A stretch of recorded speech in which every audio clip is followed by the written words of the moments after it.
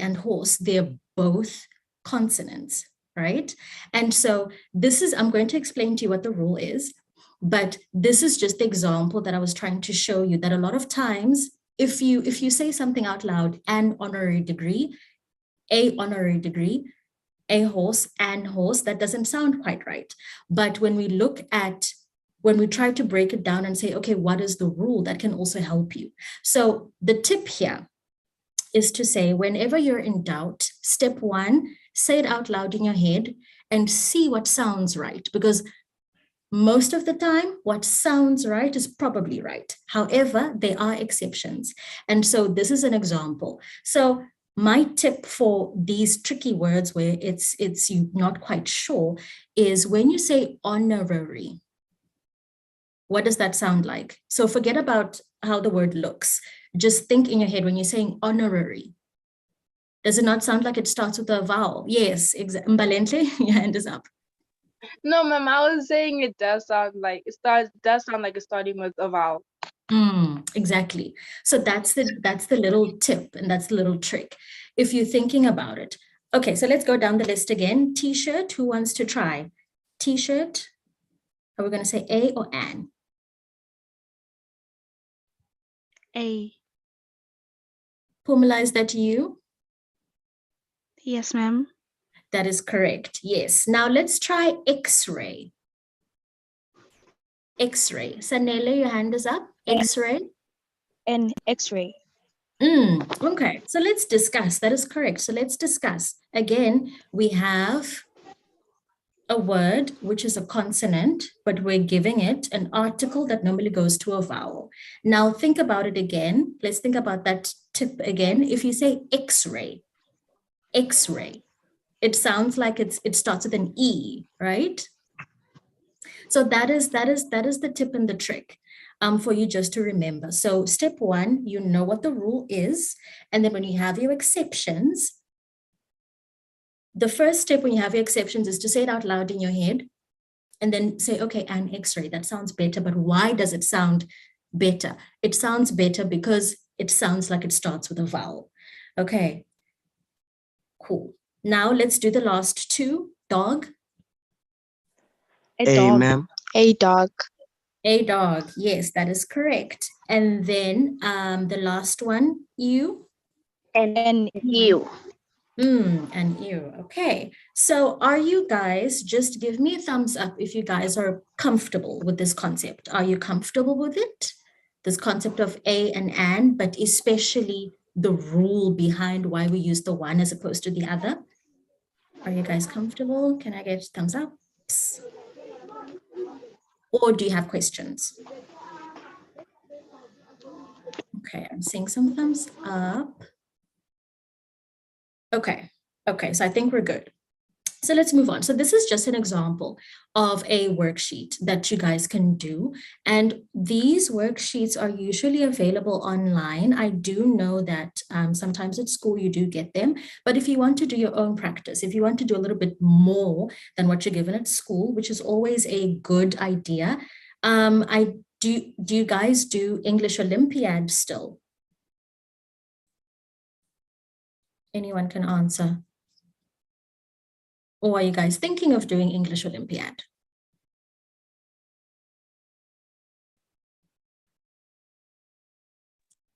I think they're a little bit shy. So here at FGL, we have not done a language Olympiad as yet. We've just focused on maths and science. But I think what Ms. Blessings is asking you guys, if in your schools you've taken part in anything like that. Yes.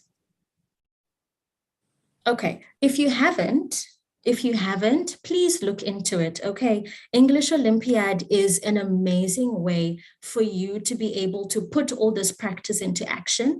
But more than that, with English Olympiad, if you come in the top 50, you get your first year's tertiary free, you guys.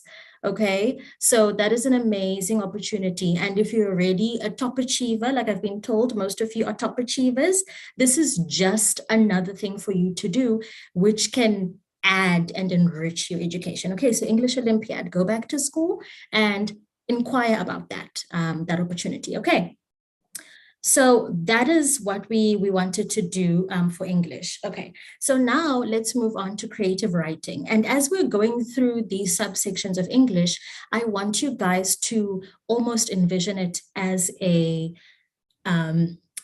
pyramid that we're going to be layering, because everything layers onto each other.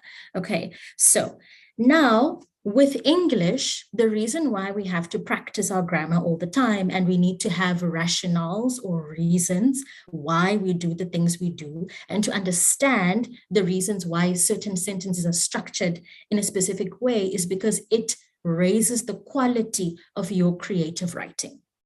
Okay, so your creative writing exams, right, are marked. There are three broad criteria for the marking of your creative writing exams, paper 3. So the first is your creativity, right? Obviously, your creativity. How interesting is your story, or whatever paragraph that you have to, or short story that you have to write in your exam. Think of it this way. Put yourself in your examiner's shoes. They're probably marking hundreds, if not thousands, of papers. By the time they get to yours, you want them to enjoy marking your paper, right? And how does a person get creative? Well, besides working on their worksheets for English language, so that they can be able to learn new and different ways to structure sentences, for example, or to learn to improve their vocabulary, for example. Reading widely also improves your creativity because it puts you in different scenarios. You know, a book is like an experience that you get without having to leave your house, you know, and it really, really enriches your mind. And it also introduces you to different types of writing that authors do, and different styles of writing. And you can then play around with the different styles and see what you like. And in that way, you become more confident in your voice as a writer. So a lot of times students kind of brush off paper 3 as like, you know, okay, I'll just write about my holiday or something. I'll figure it out. I don't have to study for that. But actually, it is such an easy paper to get an A for if you prepare adequately, bringing in your English language skills as well as your free time if you're reading, or if you are engaged in text text around you. Okay, so read widely. And then the second broad criterion of the 3 that I mentioned in your creative writing paper is your narrative. So obviously you've now read and you're very creative and you've found an interesting, engaging story to write about. Your narrative, in the sense that what are you actually saying, is also marked. Does your story make sense? Yes, it's creative. Yes, it's interesting, but does it make sense? Okay, we've already spoken about the grammar. And then the next thing is the format. So the format is linked to your narrative, in the sense that you've got your creative story, you've got your super good grammar. Now, the next step is for you to be able to join your narrative and your format so that you make this creative, grammatically correct story make sense in terms of how it looks on the paper. So how you structure your paragraphs, but also how you develop your story. So do you have an introduction? Do you set a premise? Do you have a conflict, or do you have something that happens? And then do you have a resolution? So usually what you have is it must look like a graph. Okay, it must look like a parabola, if that's correct. I didn't listen much in maths, but I think that's what it's called, a parabola. So if you have that, where you have your introduction, and then you've got your climax, or you've got something exciting that happens, and then you have your denouement, which is your resolution. So you've resolved your story. So you don't leave your story hanging, because you lose marks for that. Or you don't have a story that goes nowhere, because you lose marks for that. Okay, so if you approach your creative writing in that very structured way, it really will improve your marks. Okay, any questions on that point? Or are we all good? Okay. Okay, Pumla, you've raised your hand, yes? Okay, ma'am. So I wanted to ask a question. My Mhm. English teacher told me that I have to start my essays with if I'm given a topic, I have to be like an introduction. It has to be like I'm writing this essay to tell you about something and something. I prefer writing my essay like in a very my introductions have to be like catchy. So I prefer writing my introductions, maybe using a rhetorical question so that the person can wonder what I'm going to talk about on my essay. So I was wondering, am I wrong? Okay, Pumla, that's a really good question. And it links to the history session. So we're going to talk a little bit more about essay writing. So if you don't mind, I'm just going to make a note here so that when we get to history and we break down essays, because we're going to break them down into paragraph by paragraph, then we can discuss the pros and cons of how you structure your introduction. Because a lot of students have that exact question to say, okay, introductions and conclusions can be very intimidating. So students saying, I don't know how to start, and it just kind of puts you off the rest of the thing. So I'm going to note your question and then we'll come back to it in the history section. Okay. Okay, so I've got it here. Okay, so other than that, is everybody happy with the creative writing session? Any other questions before I move on? Okay, so we've got two hands. Kanisa, I see your hand. What's your question? Is a mind map necessary when you're writing an essay? Sorry, is what necessary? A mind map. A mind map. A Well, mind map. Yes. okay, so when you're in your planning stage, is that what Yes, you when you're mean? playing. Okay, Yes. so that is more of a preference thing. So it really links to that image that I was making, that you have to have, it has to go somewhere. So you have to be able to plot your points to say, okay, this is going to be my introduction, and then this is what's going to happen, and then this is how it was resolved. So your introduction, your body, your conclusion. A lot of people do that differently. So what I would advise you is find out what works for you. It doesn't have to be in the form of a mind map, but you have to have a plan for how you are approaching your essay. Okay, and I think mind maps are very neutral tools that can assist you with developing ideas. But if you're someone who works better in bullet form, or you work better with words as opposed to pictures, or you can figure it out in your head, you don't need to write it down, then I would say no. A mind map is not a mandatory thing. You won't fail if you don't have a mind map, but it is a good tool to use if it works for you. Okay. All right, so I think we're good with creative writing. Then if you have any more questions, please put them in the chat or just jot them down, and then we'll get to them at the end of the session, okay? So then the next thing after creative writing is literature. Okay, so here I've got 3 examples. I looked at your syllabus, which says that these are some of the books that were recommended by the Department of Basic Education to say that you should look at. And when it comes to literature, number one, it is amazing. It is so good. It is wonderful. Okay, English literature is amazing.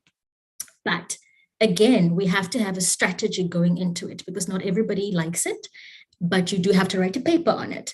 Okay, so if it is not something that comes to you intuitively and you just would read books all day long, what is the strategy that you can use for your exam?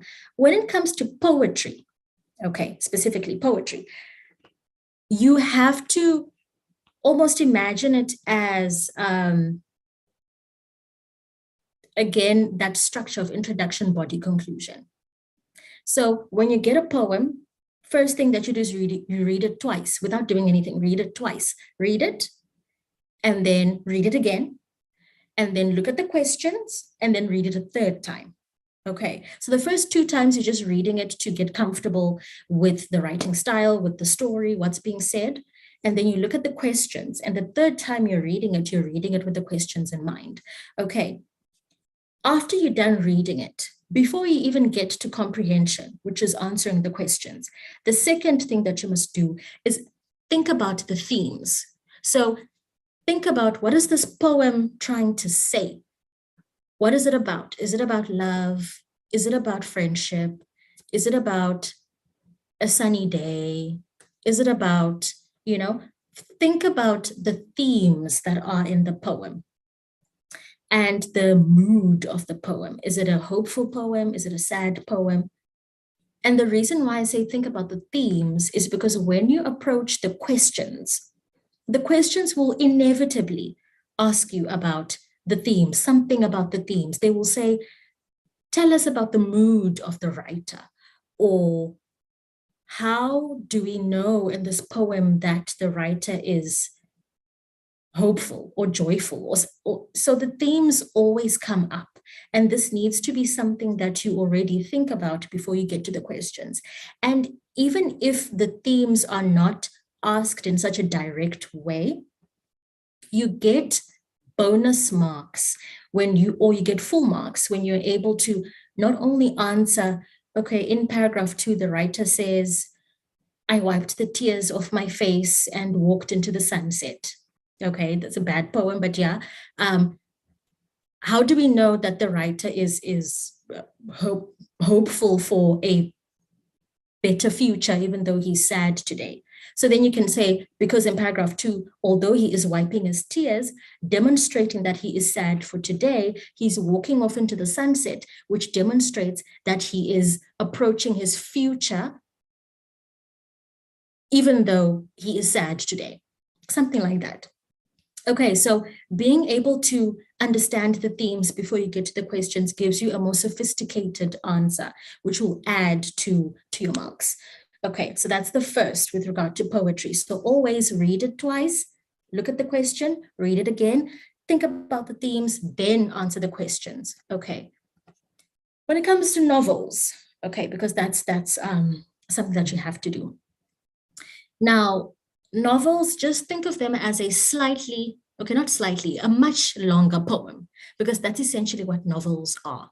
Why do I say that? I say that because the themes of a novel are the same. So I've got 3 books on the screen. We've got Romeo and Juliet, we've got Macbeth, we've got Things Fall Apart. Okay. And just let me know, are you guys doing these books? Because I found them because I want to use them as examples. You can just say yes or no. Are you guys doing these books? Anybody? Yes, no? No. Yes. Okay. So some of you are doing them. Yeah. So your schools have the discretion to choose what books they want to do, but these ones were some of the books that I saw on the list. Okay. So let's talk about Romeo and Juliet, for example. So this is a story about 2 teenagers who were from families that didn't like each other, and they fell in love, and their love was forbidden, and so they killed themselves because they could not be together. That's a super summary of the story. But when we are talking about approaching the reading strategy for novels, be it Romeo and Juliet or Macbeth or Things Fall Apart, for your strategy, I want you to read chapter by chapter, or with Romeo and Juliet, act by act. Okay, because it's divided into acts. But a book like Things Fall Apart will be divided into chapters. Okay, so why do I say that? I say that because each act builds on the story. Okay, and so when you finish an act, think about the themes that were explored in that act or the chapter. Think about it and then jot it down, because when you get to exams, you've got so much going on. You've got all your other subjects going on that you cannot possibly start the book from scratch and try to finish it before your exam. But what you can do, though, is you can look at your chapter summaries or your act summaries to jog your memory on what was happening in each act or chapter. And what that does is that it brings the story to life for you again. Okay, and it helps you.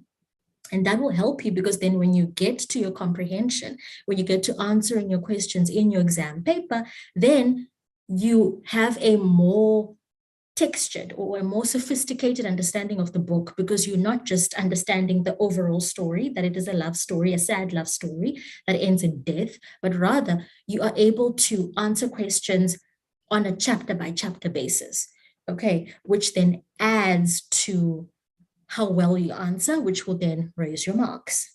Okay, so that is novels and that is literature. Okay, so we've covered the 3 sections of your exam paper. We've covered the language, we've covered creative writing, we've covered literature. Okay, so do you guys have any questions? This is the end of the English section.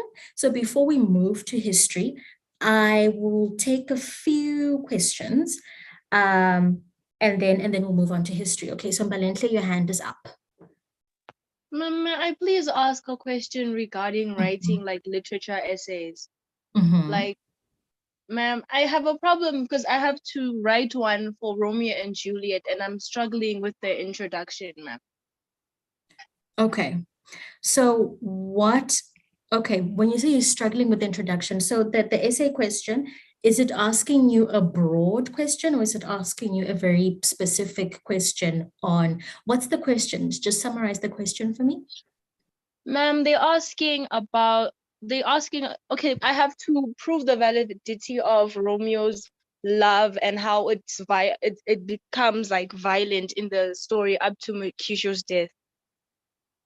Okay, so that would be Act 1 to 3, ma'am. 3, okay, Act 3. Okay, so that's Act 3. And okay, so break your question down into 2. The first part of your question, you have to talk about the validity of his love. Okay, and then the second part of the question, you then have to talk about how that built up to and essentially was an indirect cause to Mercutio's death. Okay, so when it comes to introduction, you would then have to say, and we're going to speak a little bit more about the exact words, but your introduction would have to say, in this essay, I will firstly show the validity of Romeo's love in how he did A, B, and C, as was demonstrated in Act 1 and 2. However, I will then go on to show that due to the intensity of his love, it ended up causing friction and tension between him and Mercutio, and thereafter resulted in his death, which was explored in Act 3. Okay, so that would be more or less, just off the top of my head, an introduction for that. Does that help? Yes, thank you very much, ma'am. You're welcome. So we're going to go a little bit more into essays. Any other questions quickly before we get to history? Because I really want us to get to history because that's where the essay writing gets really good. Any other questions? Any other burning questions? Okay. So remember, we're still going to do a question and answer session at the end. So if you do have a question, just jot it down. Don't forget it, okay? And then you can ask me when we get to that, to the Q&A. Okay, so that's the close of English. We're going to start with history now. So again, with history, because it is, you guys are different grades. Again, I'm going to try and keep it more general, but relevant. And so what we're going to do is we're going to talk about question types and time allocation. This is also relevant for English, okay? Because we're going to talk about how much time should you allocate to a question? And then we're going to talk about short and mid-length questions. So for history students, you guys know, we have the 2 times 1 questions, the 1 times 1 question. So the 2-mark questions, 1-mark question, 4-mark question, 8-mark question, which is the mid-length. And then you have the big dogs, the essays, which are 50 marks. And it's like life or death. It's not life or death, but it feels that way in the exam. Okay. And then we're going to talk about taking into consideration all these different types of questions. How do we then approach the content? How do we consolidate it so that we are able to answer both the short questions and the long questions and the mid questions? Okay, so let us start. So short questions look like this. So this was lifted directly from your guys' exam. I think this was June 2019 or 2020. And I want you guys to look at the color-coded marks where it says, where it says 2 times 1, 1 times 2, and then 2 times 2. I want you guys to be able to know what that means.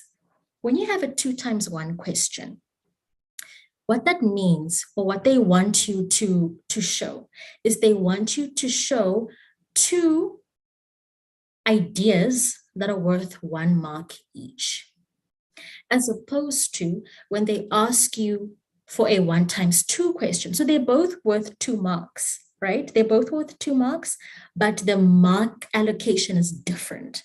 When you have a 1 times 2 question, it's 1 idea, which is split into 2. So it's 1 idea, and you have to be able to split that 1 idea into 2, and we're going to discuss what that means. So when we look at question 1, which asks you to look at sources and then quote 2 pieces of evidence from the source to show something. So to show that post-war Europe was in dire straits, to show that it was really bad in Europe after the war. Okay, so this is an easy one because they tell you 2 pieces of evidence. So you know you need to look at 1A and 1B, or 1A and 1C, or 1A and 1D, you know, and say, okay, for example, all the buildings were destroyed and there was no natural vegetation and no more fresh flowing water in Europe, as shown in source 1A and source 1B. What these 2 sources show us is that the infrastructure was destroyed, and therefore there was no business or commerce going on in Europe, and therefore the economy was impacted. And secondly, due to the lack of fresh water and greenery and forestry, it shows that the general health in Europe declined because people had no access to fresh water, and therefore there were outbreaks of diarrhea, and so and so and so and so. So that's 2 ideas that you have given, and they're each worth 1 mark. They're each separate things. Okay, so that's for a 2 times 1 question. So every time you see 2 times 1, then you know it's 2 separate things that you need to discuss, which are worth 1 mark each. Whereas if they then say to you 1 times 2, what does that mean? That means it is 1 idea which you need to split in 2. When I say split in 2, what do I mean? So let's look at the second question, which says, explain why the United States was the only world power not structurally affected by the Second World War. Okay, so the first thing that you need to talk about is you would then need to talk about who all was affected by the Second World War. So we all know that the Second World War happened primarily in Europe. I say primarily because there were a whole bunch of satellite wars, as history students will know, that were happening elsewhere in the name of the World War, but primarily it was happening in Europe. Okay, and because it was happening in Europe, the UK was getting bombed every day. France was getting bombed every day. Germany was getting bombed all day, every day. Okay, so those are the world powers, some of the world powers that were involved in World War II. And because they were the locations where the war was happening, they were able to get more damage. And then the United States was moving its soldiers to Europe to fight, and therefore they had a lot of casualties in terms of people who died. But the question is asking you about structural damage. Okay, so those are the 2 things that you need to split. So the first thing would be the Second World War happened primarily in Europe. Therefore, all the bombing and all the destruction was happening in Europe. However, secondly, the United States, although it suffered in terms of manpower, it did not suffer structurally because there was no actual fighting happening on the North American soil or land. Okay, so let's use another example. How about if they say to you, define the term satellite state in your own words? Okay. So the first thing that you would need to do is you would need to place it into context. Okay, so what is the context? The context is war. To say that, and remember, we're talking about, these questions are all about the Second World War. So then you would say, During the Second World War, the main world powers, which are America, France, the UK, etc., were fighting main battles on their land. However, they also allocated different countries around the world which were geographically, strategically placed closer to their enemy states or enemy countries. And what they would do is, besides fighting the main wars, they would also fight smaller wars in those countries that they chose. And those countries are known as satellite states because although they're independent countries, they were connected to their allied super world power countries. Okay, so you've shown the context or the background. So similar to the previous question, you have to show context and background to say, why do you have world powers fighting main battles and small battles? And then you explain, because it's a strategy thing. And then you say, therefore, although these countries are independent, because they were linked to certain of the superpowers, they were almost like a representative of the superpower in another location, and therefore they're known as satellite states. Okay, so that's the difference between 2 times 1 and 1 times 2. And then 2 times 2 means you need to have 2. So it's a mixture. 2 times 2 is a mixture of 2 times 1 and 1 times 2. So what you need to be able to show is you need to be able to show the background and the context, but then you also need to have your own knowledge. This is where it's very important in the source and your own knowledge. So the source gives you the context to be able to say, okay, this is how I must limit my answer. But then your own knowledge comes from your studying to be able to show that, okay, I've done a little bit more than just maybe focusing on the text. I've read a little bit more widely, and then that can show. Okay, so that's the difference in terms of mark allocation. I really wanted to highlight that because it changes the way that you answer your questions. Okay, then let us do mid-length questions. So I want you guys to just look at this question.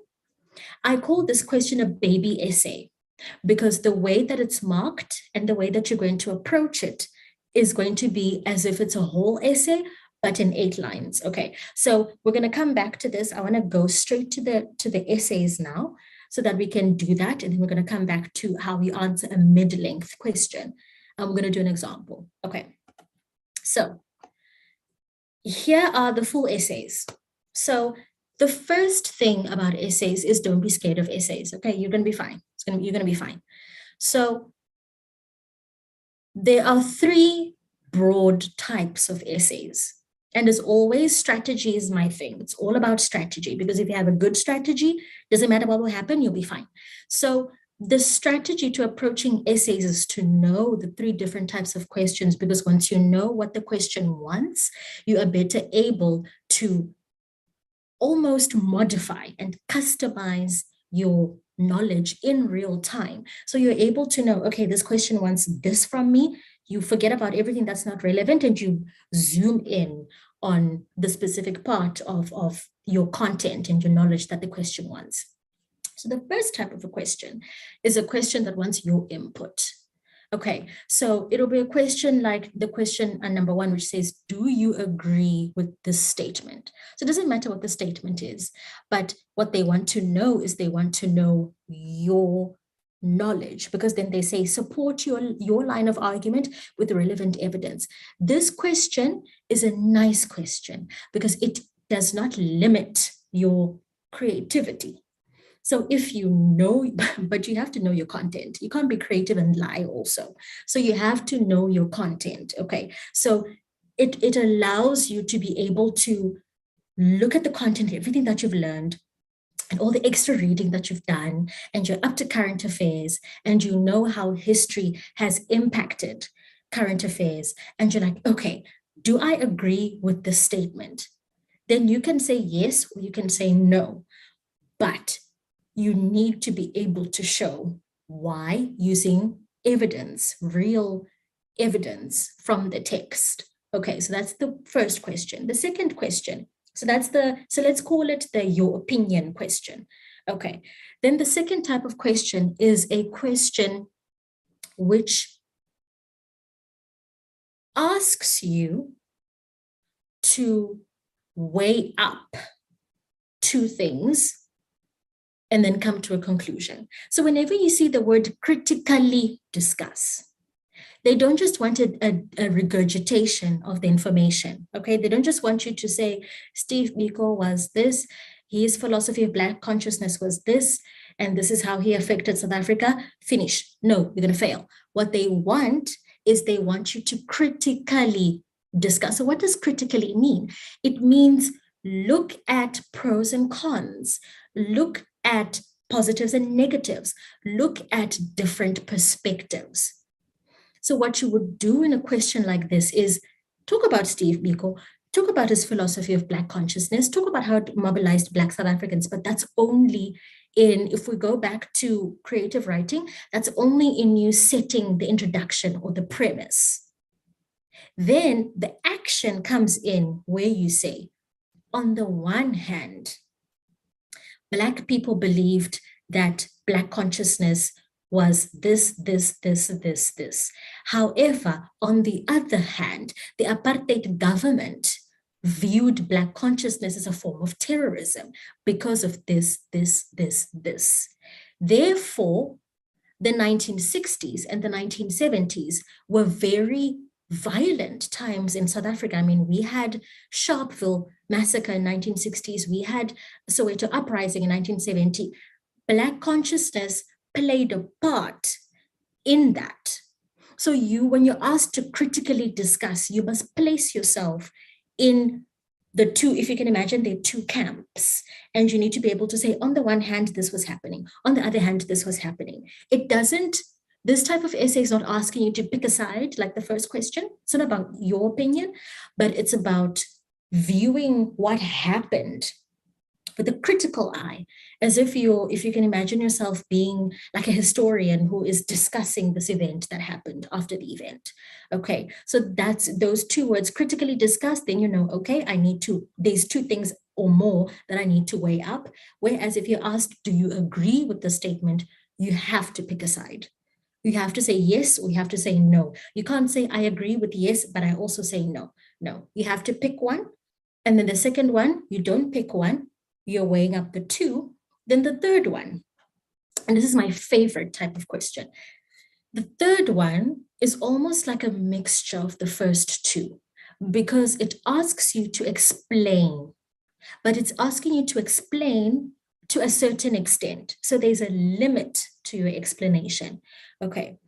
And once you finished explaining and you have acknowledged the limit, then you also need to say, how did that affect what ended up happening? So the new democratic era in South Africa in 1994. So explain to what extent commitment and compromise played key roles in sustaining the negotiation process.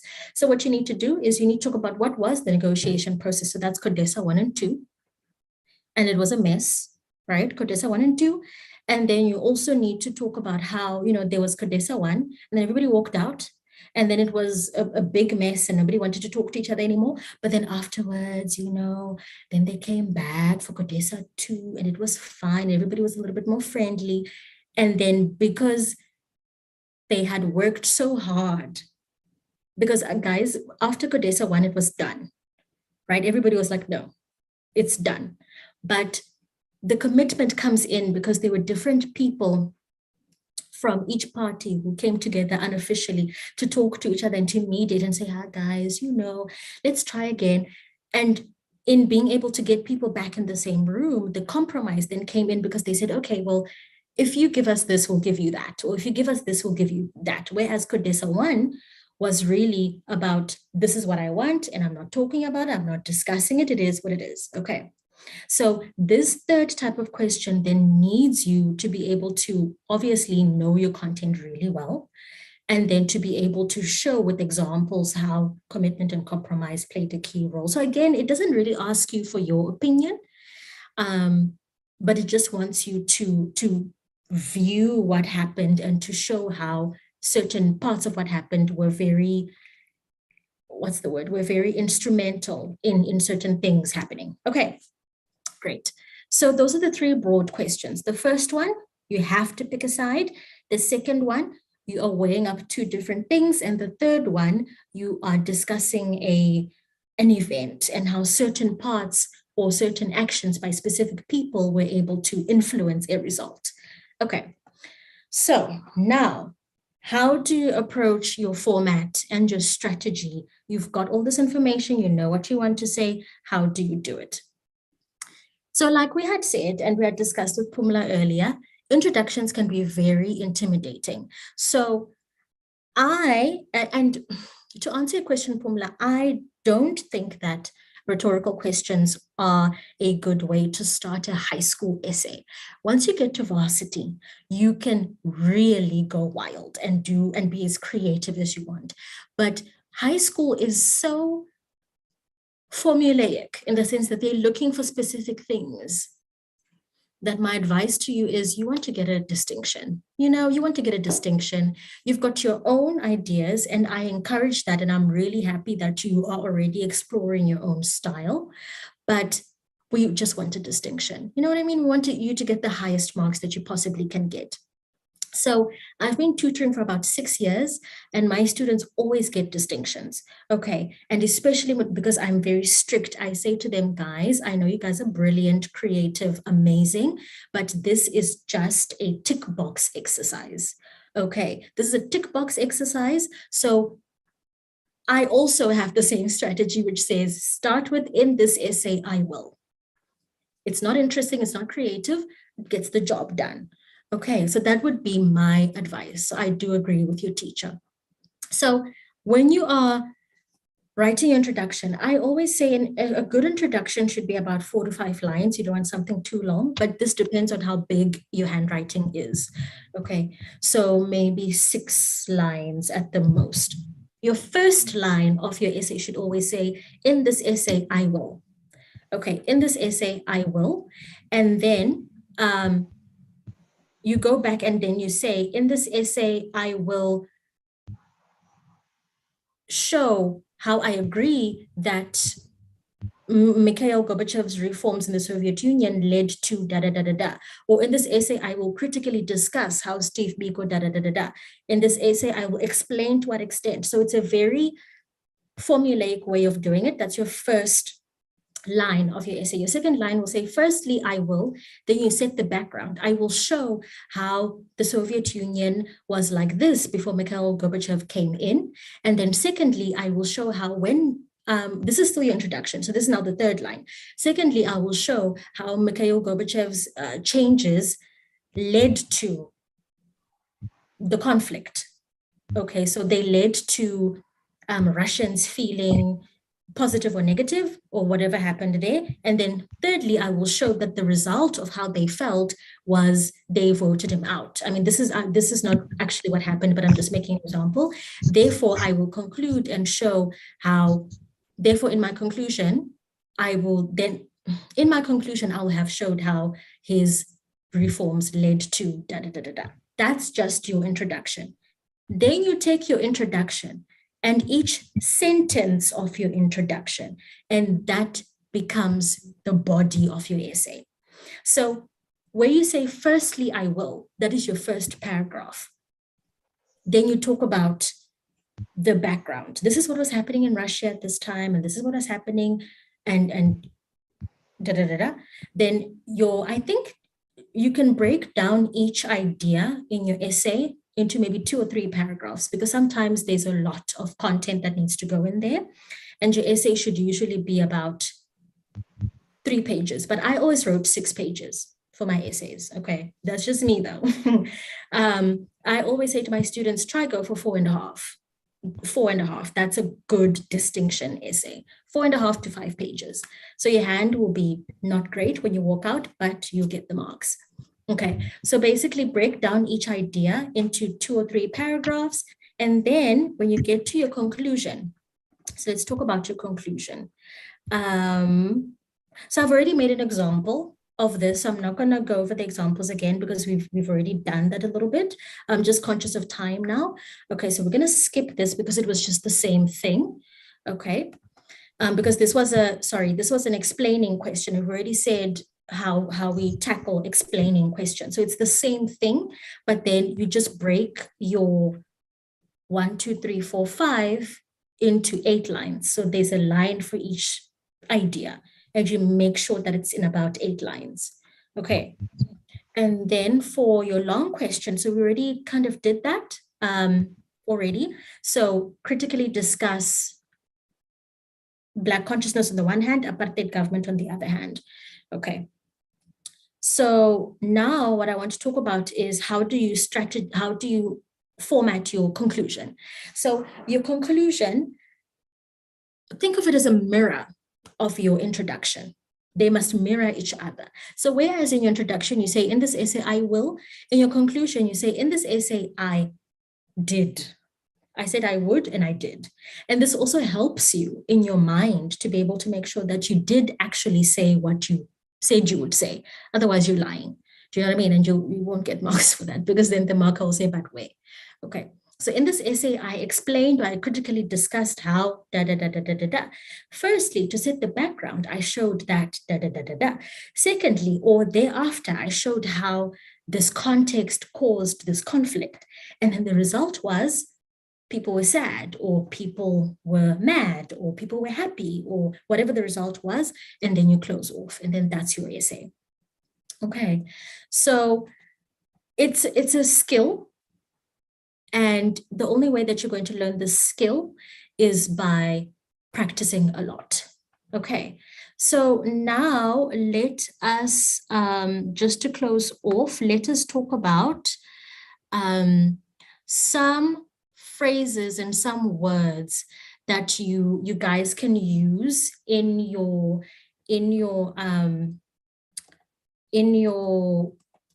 essays. Oh, I'm sorry, guys, I lost my place. Let me just go to it quickly. So in your essays, like we said, you must read widely, and you must be creative, and you must know words. But for essays specifically, I would suggest that you guys learn some phrases, and I'm sure you might have learned them already. So instead of saying firstly and secondly, because that can get a little bit repetitive, say something like consequently or subsequently. Okay, but how do you differentiate between the two? If you want to use the word consequently comes from consequences. So it needs to be you're joining two things that result, there's a cause and effect result. So Steve Biko developed Black consciousness and distributed it mainly among the young, especially students in universities. Consequently, universities became places of rebellion, and universities as well as high schools became places of rebellion. Consequently, the Soweto uprising happened. Okay, so you're joining two things that relate to each other. Subsequently is something that's one after the other. So consequently is cause and effect. Subsequently is sequent. Okay, so consequent, C for cause and effect. Subsequent, S for sequence. So it's one thing happens, then another thing happens. So for example, if we're going to use subsequent in an example, we'd say something like,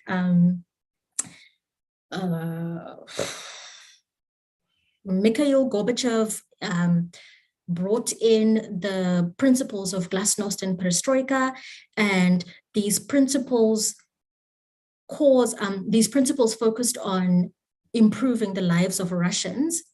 Subsequently,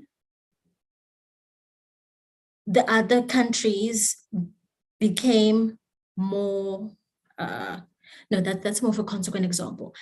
Okay, I'll think of a subsequent example, but you need to be able to differentiate between the two. You can use them interchangeably, it's fine. It really is fine. I'm just being a little bit more finicky because I want you guys to also learn to be very precise in your word choice. So consequent is for consequences, subsequent is for sequence. Okay, I've got an example for subsequently. Okay, let's use the example of Codesa 1 and 2. So we would say something like Codesa 1 broke down. Subsequently, Chris Hani was murdered. Because it happened around the same time. Okay, so it was Codesa 1 broke down, and then after Codesa 1 broke down, that's when he was murdered. Okay, so it's one happened and then the other happened. Okay, so that's how you'd use those two. And then to join ideas, use things like furthermore, or therefore, or additionally. And this is usually very nice if you are going between paragraphs. Okay, so you finished a paragraph, you want to start another paragraph. And then in your conclusion, to open up your conclusion, you say something like, against this background, I have showed how happened. In closing, this essay has shown how or for the reasons listed above, Steve Biko's Black consciousness caused an uprising in South Africa. And then you close off. Okay, so that's the end of my presentation, you guys. I don't know how I'm doing with time. I'll wait till you will me. I'm so sorry. Well, we're also engrossed in the passionate delivery of this presentation. I'm also making so many notes. Our tech support Luvuka just sent a message to me saying, where was Blessings when I was in high school? So thank you so much. I think I'd made a note for you to go back to the question on answering with the rhetoric or something more creative, or actually dealing with the question itself. But I think you've really unpacked that nicely in the long question part of your presentation. I will allow for about 2 questions before we hand over to Uput Papama. So guys, any questions from Ms. Chinganga?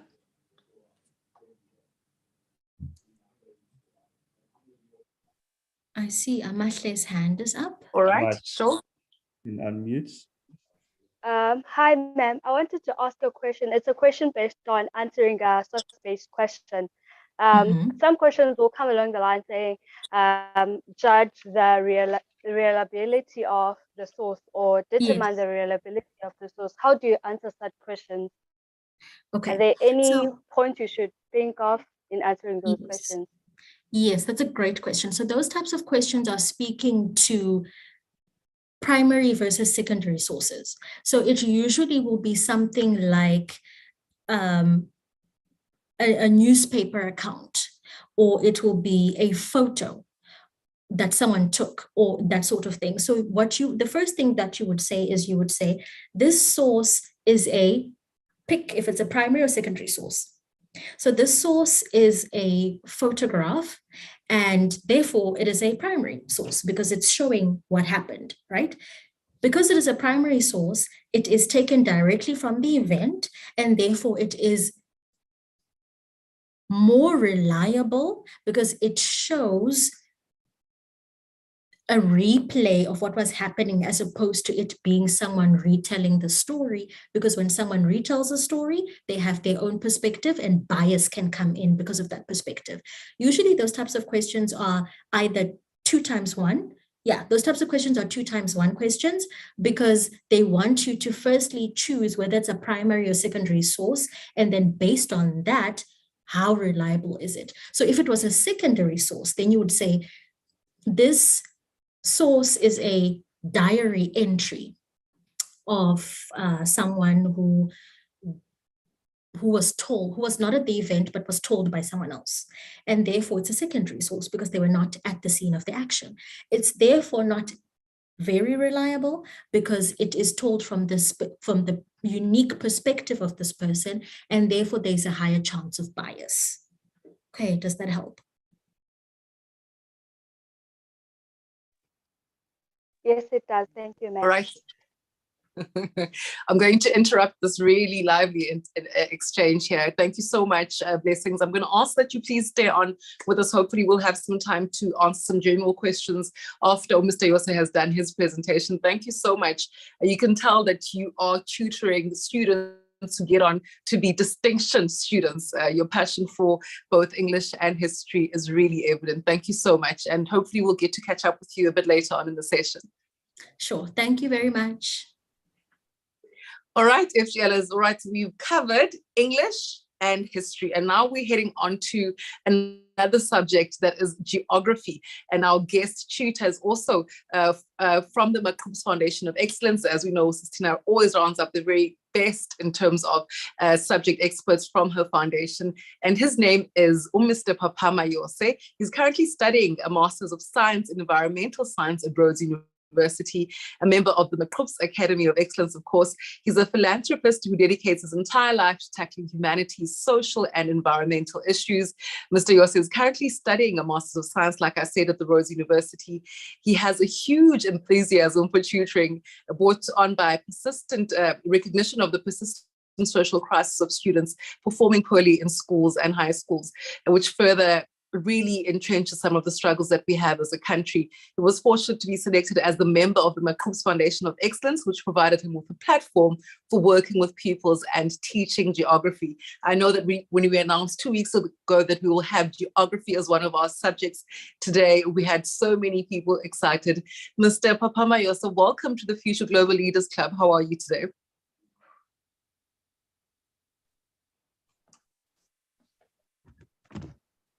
Papama, are you there?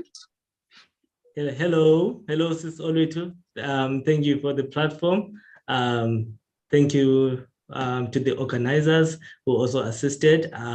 Thank you to Lihle, the founder. I'm actually impressed with the work that she has done at this young age.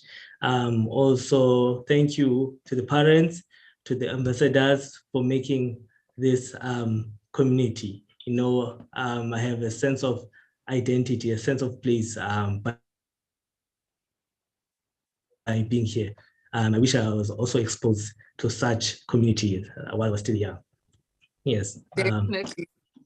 Yes. Well, Papama, I do not want to run into your time any longer. I'm going to give you the opportunity to share your screen and let's get into some exam preparation techniques for geography. Okay, thank you. I'm gonna require an assistant from the tech. So tech, can you please share my screen on my behalf? Thank you.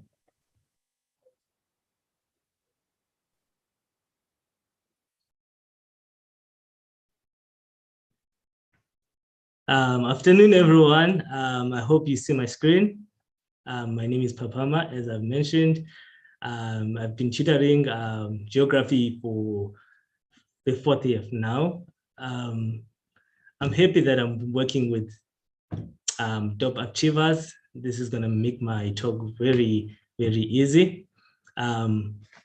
You can see I've worked with a couple of classes, but I've hidden their faces because of POPIA Act. Yeah. So I'll be taking you through, have you ever thought, okay, I've been working hard, but I'm not getting the mark that I'm getting. I'm lying on 70s. Maybe someone can write on the chat box if you've been working hard on geography, but you end up getting 78, 79, 76. That's my story. You know, in high school, I used to feel like I'm working hard, but still I'm not getting that distinction until I changed my approach, leading to the finals, which led me to get a distinction. So I'm gonna take you through my strategies, what I've changed in my approach. I'm also willing to engage and hear from you if you have adopted this strategy before, if you have not, if you think it's gonna work for you, and so forth, right? Can I go to the second page? Right, so the outcomes of my talk, I'm gonna teach you how to consolidate notes. I know that by now you have the notes ready, prepared, you have diagram, nice, but how do you consolidate? How do you paint a picture, right? How do you close those gaps, right? Also, most of the students that I've worked with, we have a lot of resources that you can explore, but most people, they tend to not explore those resources such as YouTube and so forth. The other one is addressing the mosquitoes. I hope you know what I mean by mosquitoes.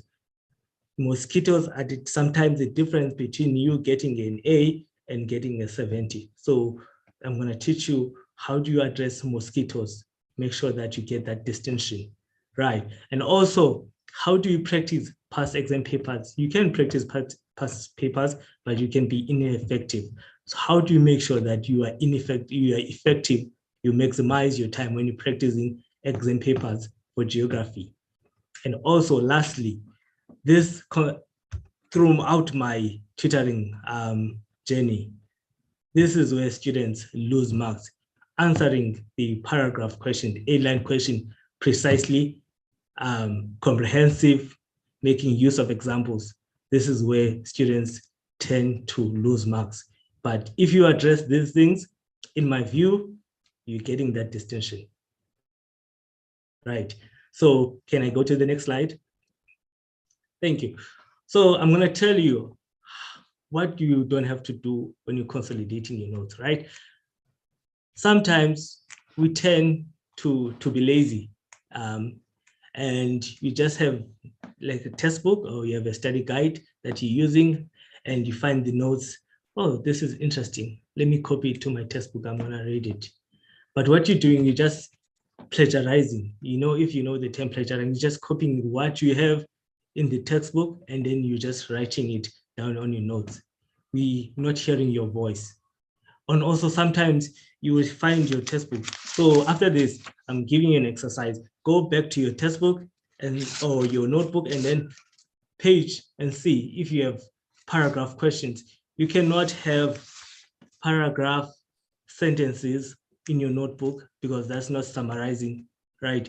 That's not summarizing. So what I'm proposing to you, instead of summarizing, use tables, right? So we'll see how to use tables.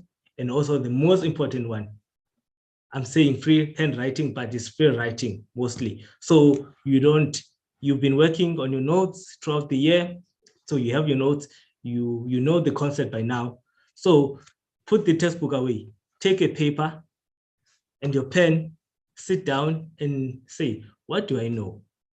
Write whatever you know in that specific subject. We have 3 main themes usually in geography. You have climatology, you have geomorphology, sometimes you have economic geography, and then we have the map work. So dedicate a day, and then you say, okay, today I'm going to focus on climatology. What do I know in climatology? So, and also make sure that your diagrams, because in geography, you draw a lot. So bring your pencil. I've seen a couple of people who go to exam without any pencil. How can you draw in an exam if you don't have a pencil to draw an actual label? So bring a pencil. And also now I'm going to tell you about the skill called reflection, which promotes critical thinking, right? So let's talk about consolidation. So if you are writing, can I go to the next slide? If you are writing your notes, your consolidation notes, you're not repeating your notes that you have already. So you must ask your questions. How does it form? So if, let's say, example, I'm talking about tropical cyclone. Okay, you define it first. What is a tropical cyclone? What am I talking about? You cannot talk about a concept that you're not even aware what is it. Define it. What is a tropical cyclone? The second step is, how does it form? What are the causes? So, for example, for me, I'm using a tropical cyclone. So what is a tropical cyclone, right? It's an intense low pressure system, right? That results in destructive weather conditions, right? That's the definition of a tropical cyclone, right? How does it form?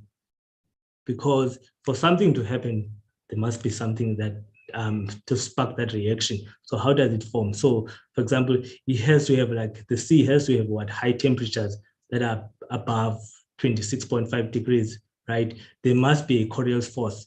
There must be other factors such as release of latent heat, right? So now I know, right? Now, why do we study geography? You cannot just learn something and then you don't know why you're studying that. So the impacts, how does it impact us? So sometimes the impacts, depending on a concept, some they can be positive, sometimes they be negative, but with natural disasters, they usually, as you know, that they're not positive there, but they're adverse or negative, right? So now let's think, what are the impacts of tropical cyclone, right? Now, what I want to bring here, I want to focus mostly on this section, the question they ask you, and this is where sometimes you tend to lose mark, they will ask you, what are the negative impacts on the environment, right?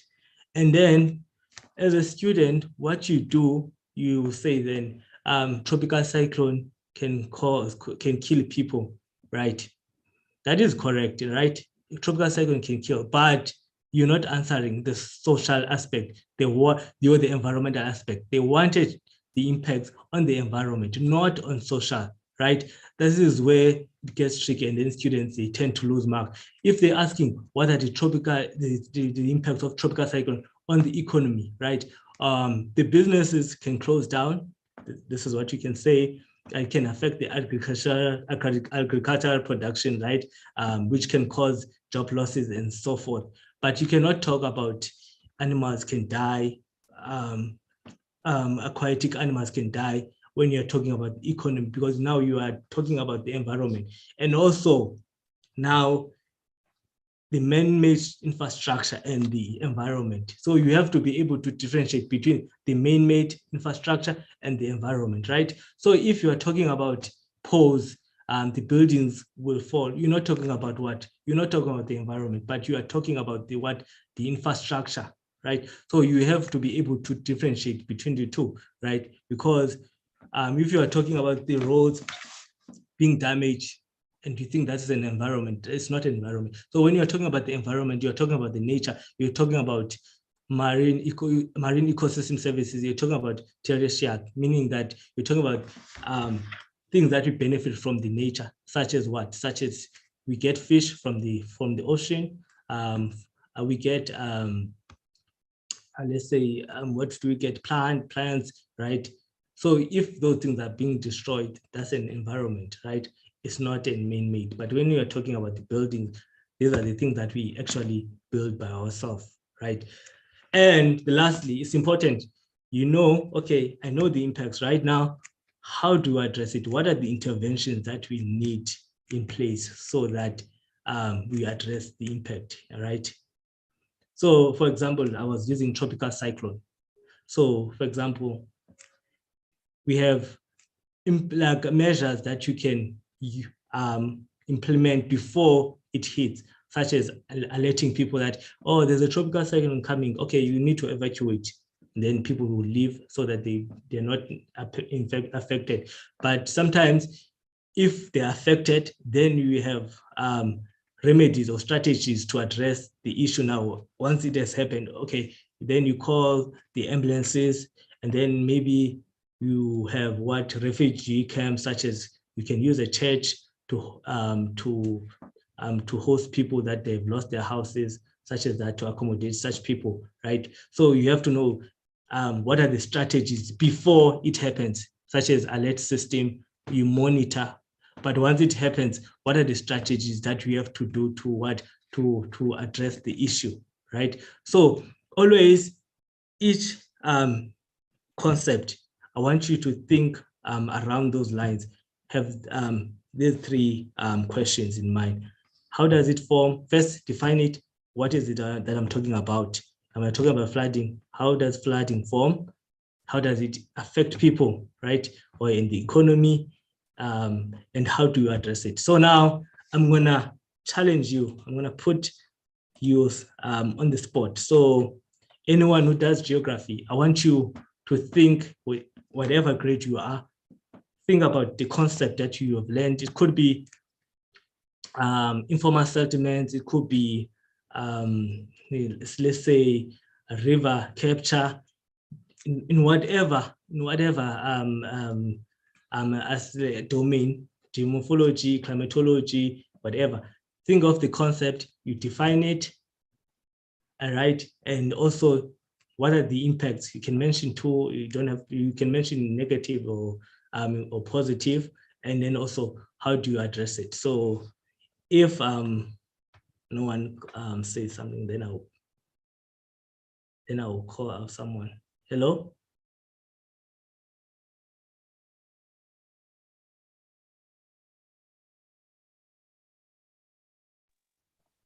I think you can call out someone if you don't see anyone. My screen I think just went blank, so I'm not sure. Okay. I don't see anything on my side. So perhaps you can choose who on the list. There's Amahle, there's Anda, there's Esona, there's Isivile. Okay. Randomly, I'm going with Esona. Esona, think. Don't have to be explicit. Just think of anything that you've learned in geography. Tell me, define it just in brief words. Define it, and then also tell me how does it form, and then what are the impacts on people or environment or economy. And then lastly, what do you think are the strategies? Someone can chip in if they are aware of the impacts, and then maybe you know. I'm sorry, sir. I don't do geography. I do agriculture. I'm just here listening. Okay, but in agriculture, yeah, it's more similar with geography. You talk about land degradation. So tell me, in agriculture, what is a challenge? Maybe identify a challenge that can happen, and then what are the impacts on people or on farmers, and then how do they address it usually? All right. If Esona is a bit shy, Upumla has a hand up with an answer. Okay, Pumla, you can go ahead. Okay, hi, sir. I'm going to talk about the informal sector, which is on the economic geography because I find it more easier. So the informal sector I understand that it is the type of economy that makes income outside the official economy. So it means that it is not licensed, and the workers that work between the informal sector do not contribute much to the country's revenue. So the challenges of the informal sector is that the people who work in the informal sector are become vulnerability to theft. Their stock can be stolen, and okay. So the advantages though is that the people who are like the owners of those informal businesses can employ whoever they want to employ, maybe family members or friends or whatsoever. And also the solutions. So the government can, or the solutions like for people who work in the informal sector, the government can provide them with licenses, can build shelters for them so that they can store their stock, and they cannot be exposed to the extreme weather. Yeah. Wow. Thank you so much. Can we react to Solo? What's your name? Okay. That was Pumla. Pumla. Yes. Okay, Pumla. Well done, Pumla. I like how you got the memo, and you did what I said, yeah, a person should do. You defined it, right? That informal sector, they don't contribute to what? To the formal economy, so they don't pay tax, right? So how does it form? It's because now, how does it form? Because people are not employed. Maybe they don't have the skill for the formal sector, right? So they will resort to what? To being in the informal sector, where they don't need the qualifications, right? What are the negative impacts? And then I like how you showed the negatives and the positives, that people get employment, people get livelihood strategies, because people were not making money, but now they can make money. And then on the negative side, is because they don't pay tax, so they don't contribute to some extent to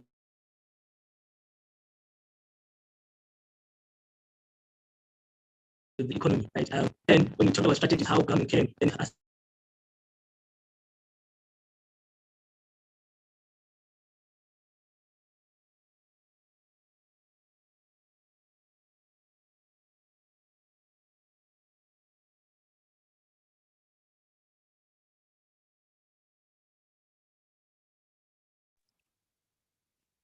I'm just checking if Papama is not frozen on everybody's screen. It looks like he's frozen on most screens. Papama, if you can hear me, perhaps if you can turn your video off, that will assist with easier transmission for you. This load shedding is making things so difficult for us.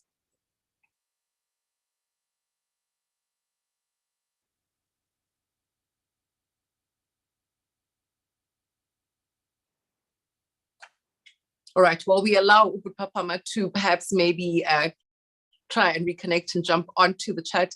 Pumla, I was loving the feedback that he was giving for you in terms of the breakdown. I'm also making notes here as he's busy talking.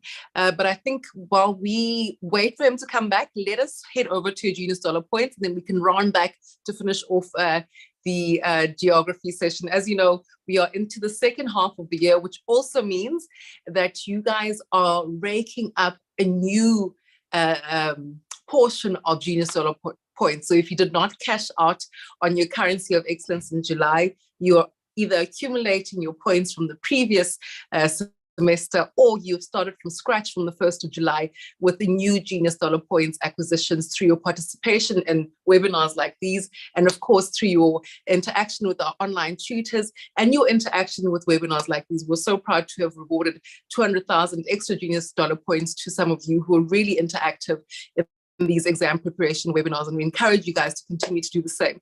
All right, in grade 8, we have Umilani, who is leading the leaderboard with 600,000 Genius Dollar Points. Ushumelo Simia is sitting at 500,000 points. And third is Usoya Makulingwa, who's sitting at 300,000 Genius Dollar Points. And your grade 9.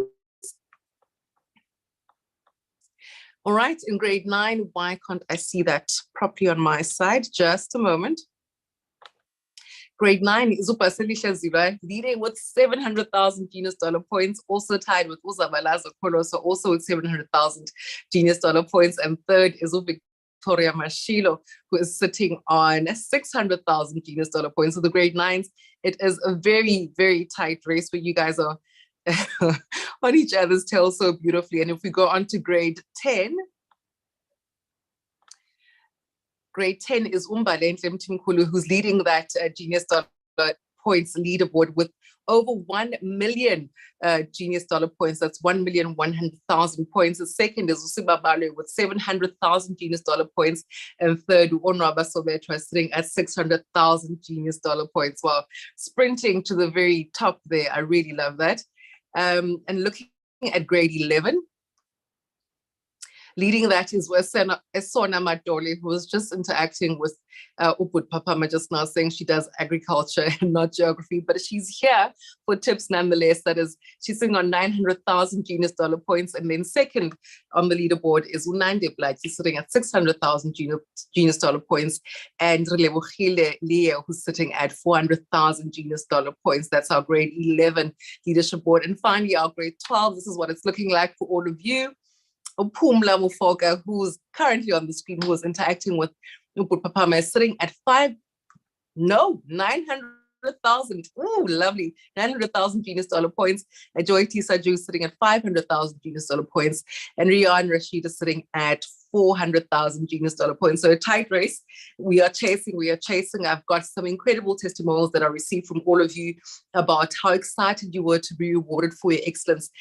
And just that SMS saying there's money in the bank because you were committed to your academic success, that you were consistently consistent in how hard you worked in each of your subjects, and that you really pushed yourselves to be the very best you could be, even on really, really tough times. All right, well, we still wait for Ubud Papama to jump on board. We also still have Blessing, who's still here.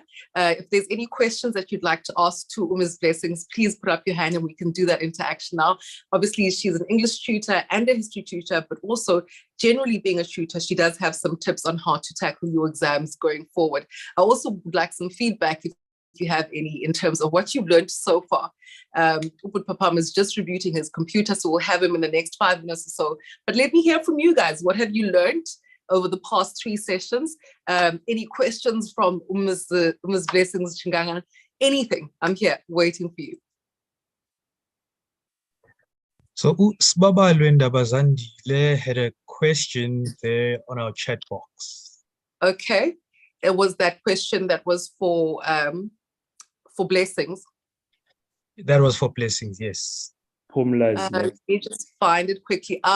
She says, I do not do history, but I would like to ask if there's any difference between democracy and freedom. I was given an essay on democracy, but not certain on what to talk about. Blessings, can you assist with this question, please?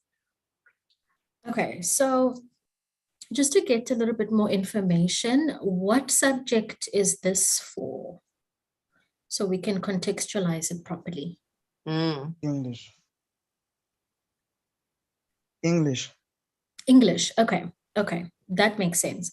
So if it is going to be an English essay, you have a little bit more room to, because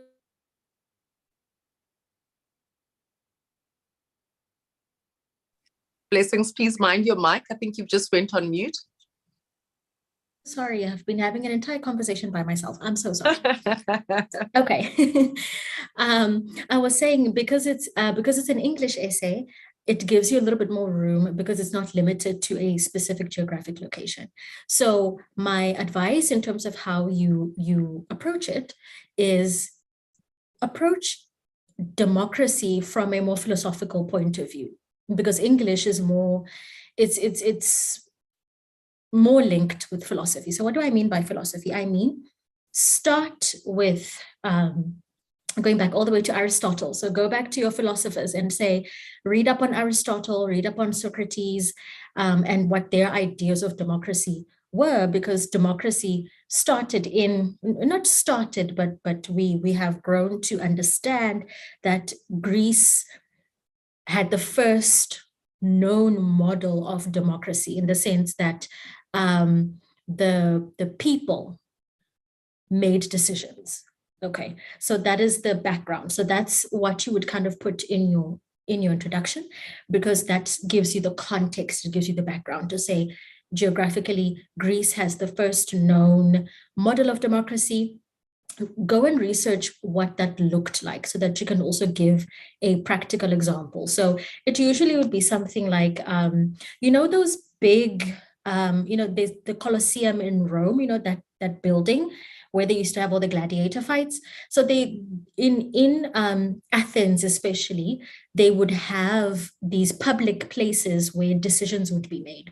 So decisions on the price of things at the market, decisions on politics, decisions on, social life.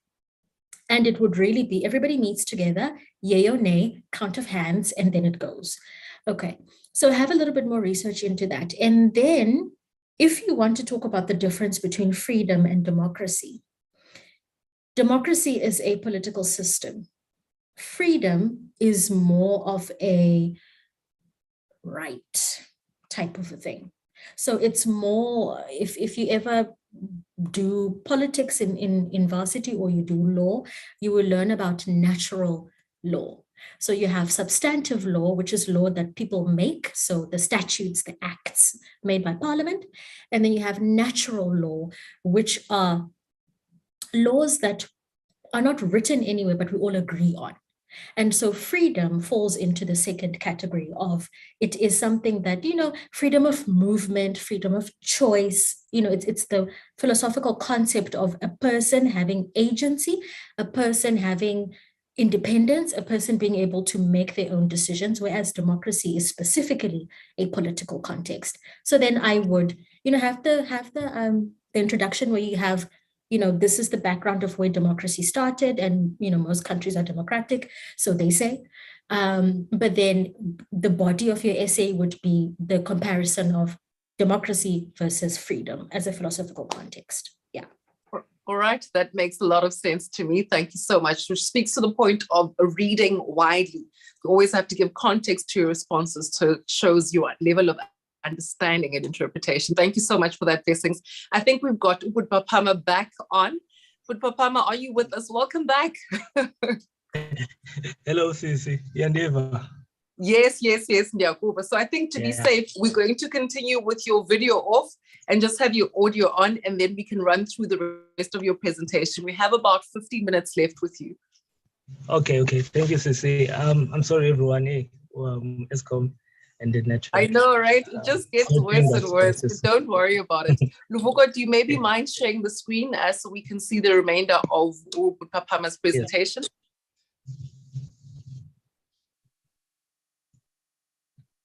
Okay. Thank you to the last Lena, who gave a beautiful description of informal sector. I like how you broke it down, that what is it, and then you mention how does it affect people, and you mention the positive sides that it gives employment and the negative impacts, right? Because they don't contribute to tax, right? And also the aesthetic appeal, right? Some people might question it when you're walking on the street and then you see informal traders, right? But it's up to different people's perception. That is what is nice about geography. Sometimes your views are not necessarily correct, right? Because you might say they're also informal sectors, they're also involved in illegal activities such as drugs and so forth. But can we really say that? We don't know to what extent. And then you also mentioned the strategies that we can use to address it. How can government maybe perhaps like give people license and so forth. Okay, tech guy, can you please help me go to the next slide?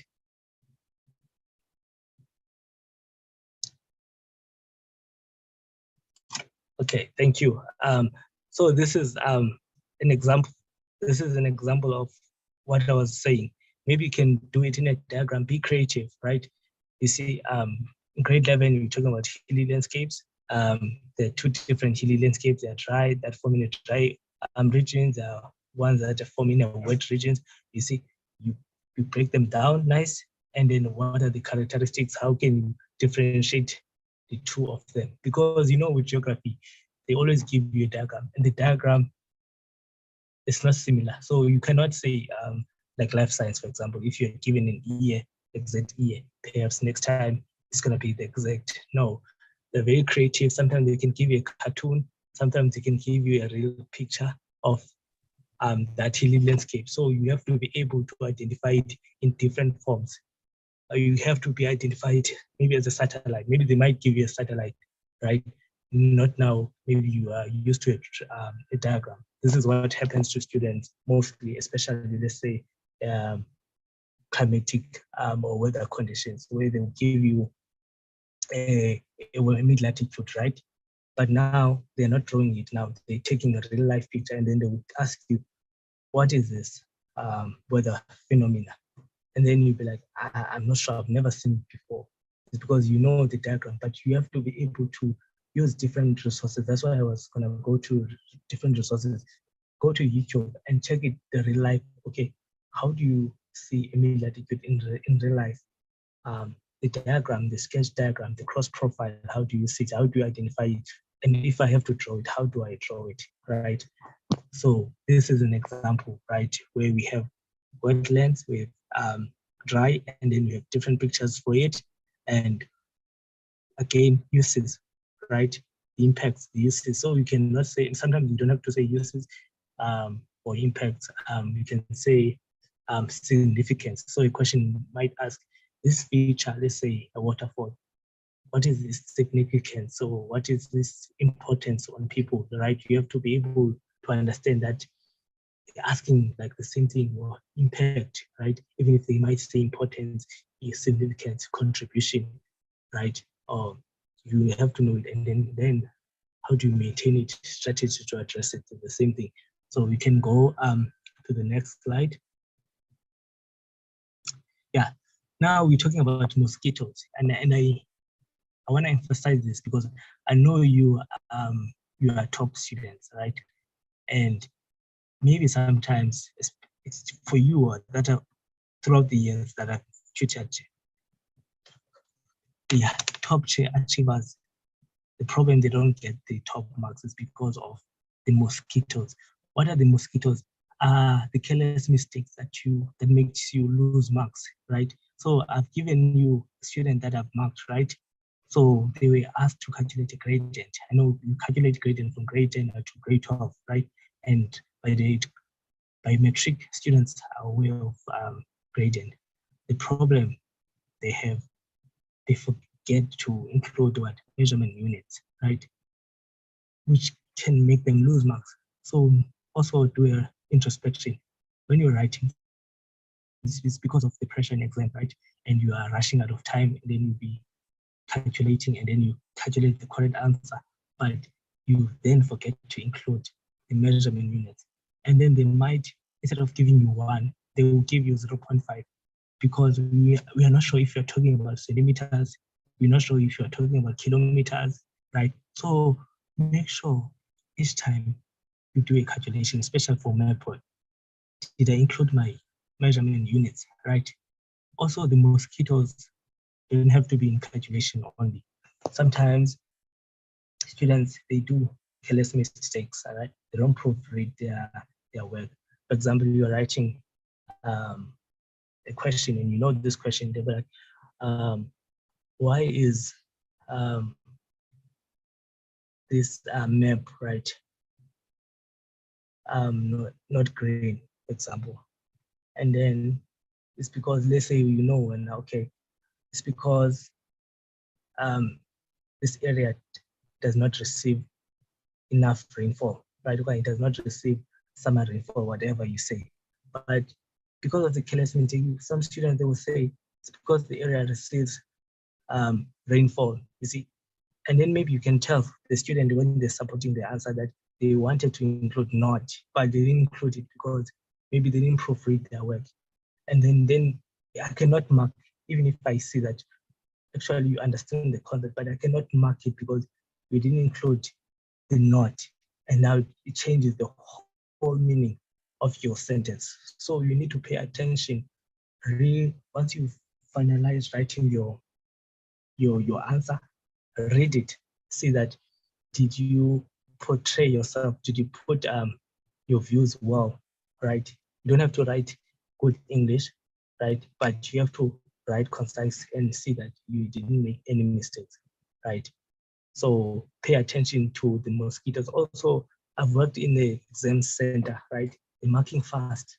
They're marking fast because they're rushing. So if you are writing and you're making grammatic or errors that you can easily fix, then a person doesn't have time to actually reread your sentence and say, okay, it does make sense. They will just say, I don't understand what you're saying, then you are wrong, therefore you're wrong. Whereas your answer was actually correct. It's just that they don't have time. Whereas maybe your teacher might have time to actually assess your work and they mark you fairly, but they might actually don't have time to, because they have a lot of strips to mark, so they will mark you wrong if you're not clear on what you're saying. So work on those mosquitoes because they frustrate the markers, right? Can you go to the next slide? Right. So these are the examples, right? Also, I wanted to highlight that you don't have to write in English only to make, let's say, yourself understand. What I used to do also include, if your home language is Xhosa, you can include Xhosa, or you can include your Afrikaans there. For example, I included Afrikaans, I must Xhosa, like, or this yenzeka phile, yabo. I include that so that I remember it's easy.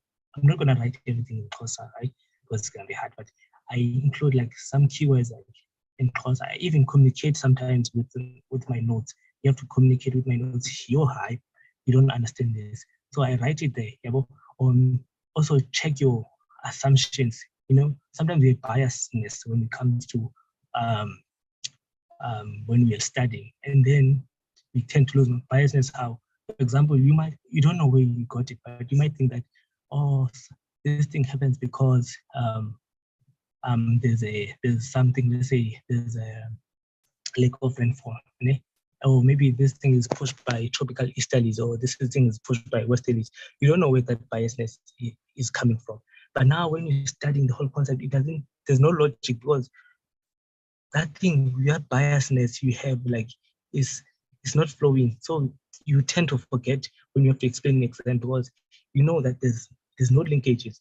But if you write and then you write it down and then you say, oh, I have bias. Why I always think that this thing happens like this, but it doesn't. So what you do, you note it down, you write it in a pen, but pay attention to this mistake. You tend to make it a lot. You see, when in your consolidation notes, trust me, when you're going there back to renew them, to review them before your exam, you might think, oh, actually, I noted this before, so I must pay attention to my exam. Because if you just say in your head, I'm going to remember it, chances are you might not even remember it when it comes to exam.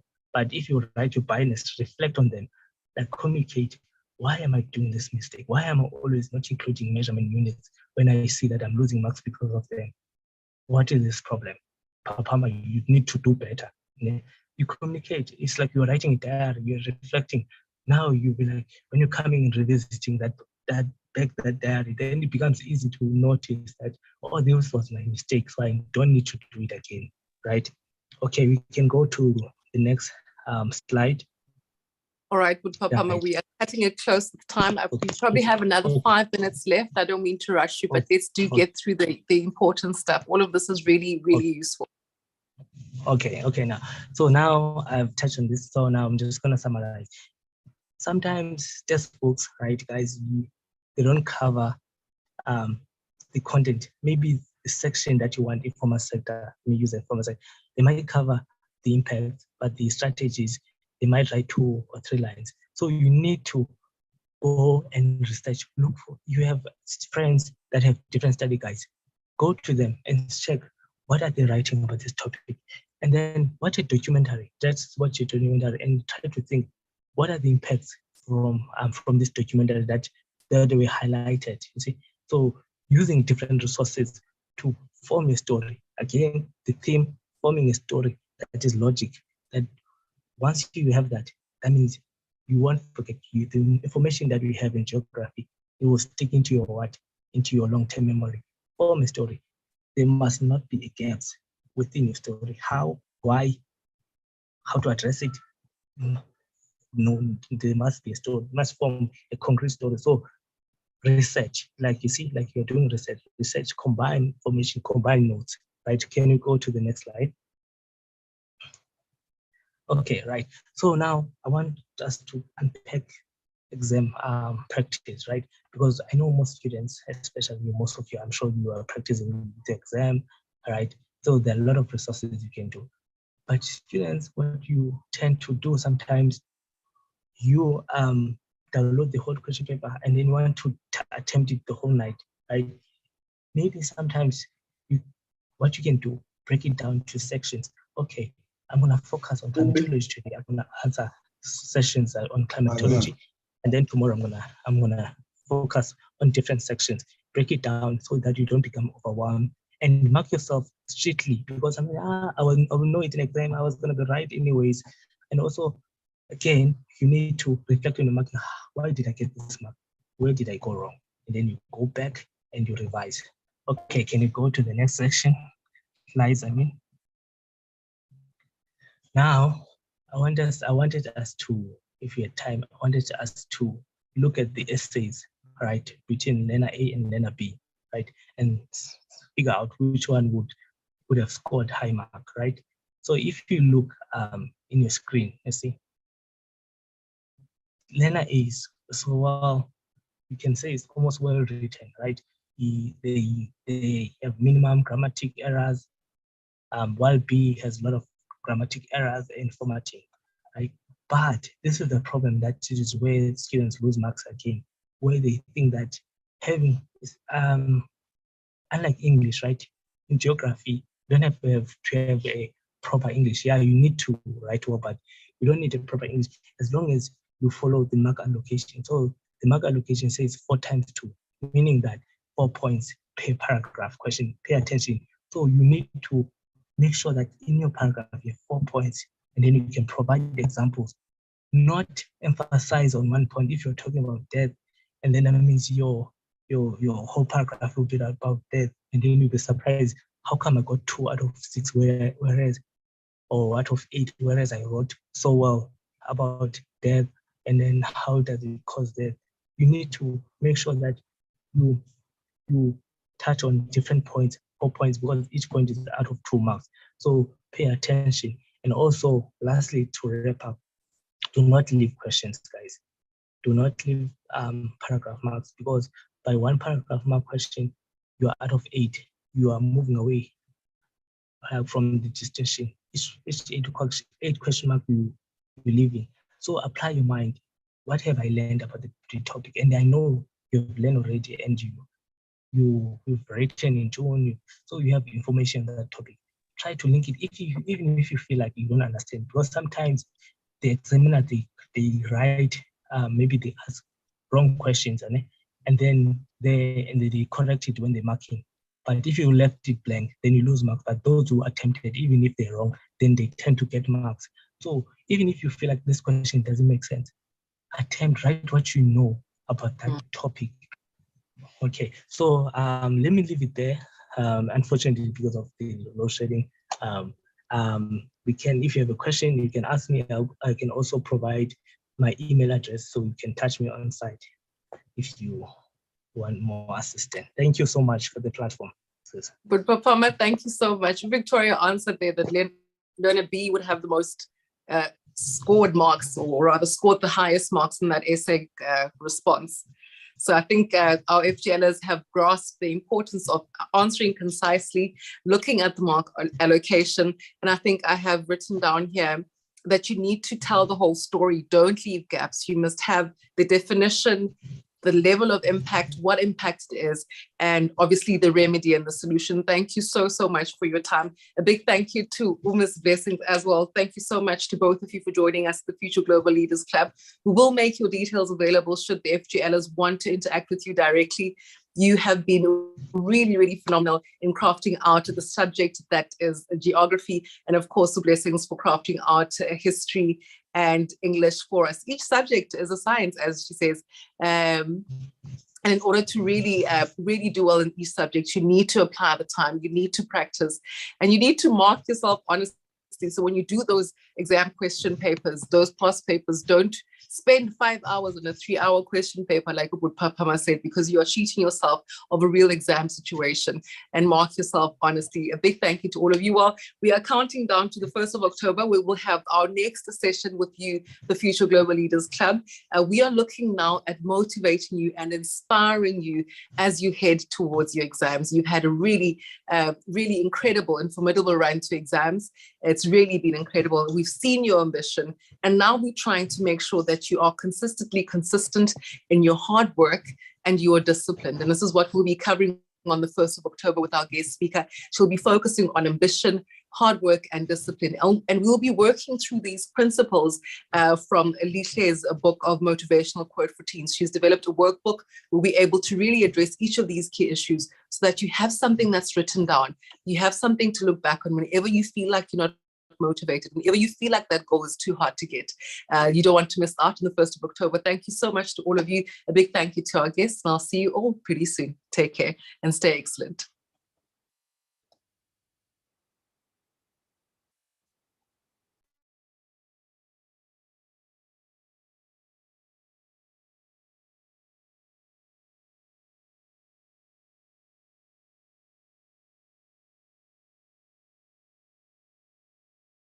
Good.